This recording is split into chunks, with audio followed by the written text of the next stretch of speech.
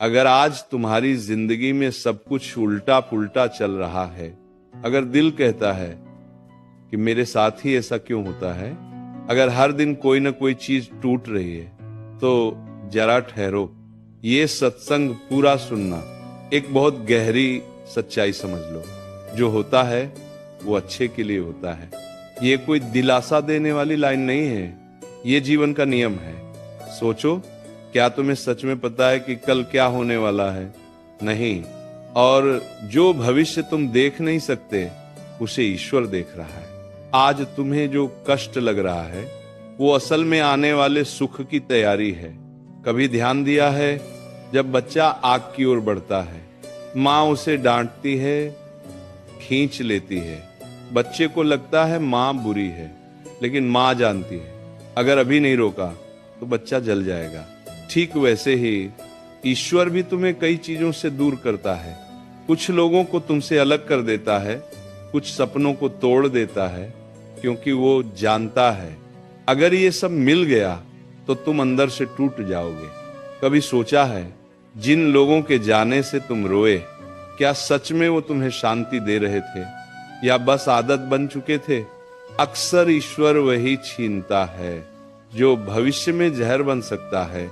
एक राजा और उसके मंत्री की कथा तुमने सुनी होगी, जहां उंगली कटने से राजा की जान बच जाती है।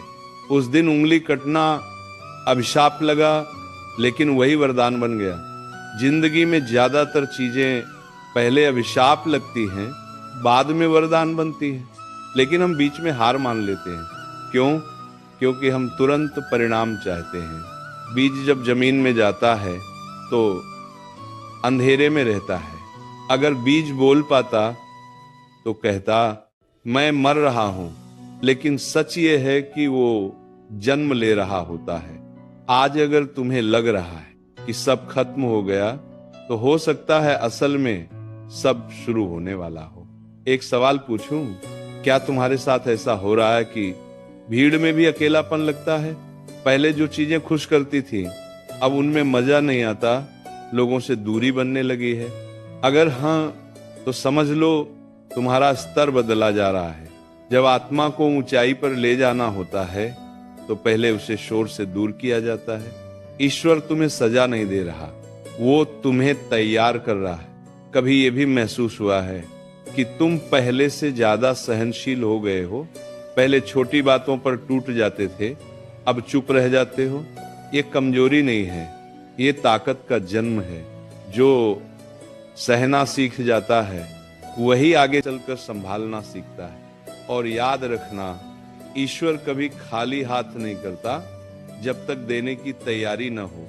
पहले वो हाथ खाली करता है, फिर उन्हें भरता है। कभी कभी रिश्ते टूटते हैं, कभी पैसे रुक जाते हैं, कभी रास्ते बंद हो जाते हैं, ताकि तुम्हारी नजर सिर्फ बाहर नहीं, अंदर भी जाए। एक सवाल और, अगर सब कुछ हमेशा सही चलता रहता, तो क्या तुम कभी भगवान को याद करते?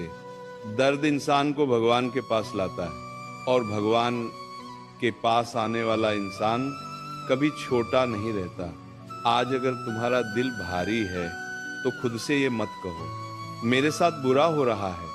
खुद से कहो मेरे लिए कुछ बड़ा तैयार हो रहा है। क्योंकि जो ईश्वर पर भरोसा कर लेता है, उसकी कहानी कभी अधूरी नहीं रहती। ध्यान रखना, ईश्वर देर करता है, लेकिन अंधेर नहीं करता। आज तुम बीज हो, कल पौधा बनोगे, परसों वृक्ष, और एक दिन लोग तुम्हारी छांव में सुकून ढूंढेंगे। बस एक काम करो, जब कुछ बिगड़ता दिखे तो मन ही मन कहो, हे प्रभु, मुझे नहीं पता इसमें मेरा क्या भला है, लेकिन मुझे आप पर पूरा भरोसा है। और यही भरोसा तुम्हारा सबसे बड़ा कवच है। अंत में बस इतना याद रखना, जो चला गया वो जरूरी नहीं था, जो टूट गया वो कमजोर था, और जो बचा है वही असली है। तुम्हारा समय आ रहा है, धीरे आ रहा है, लेकिन स्थायी आ रहा है। इसलिए घबराओ मत, शांत रहो, भरोसा रखो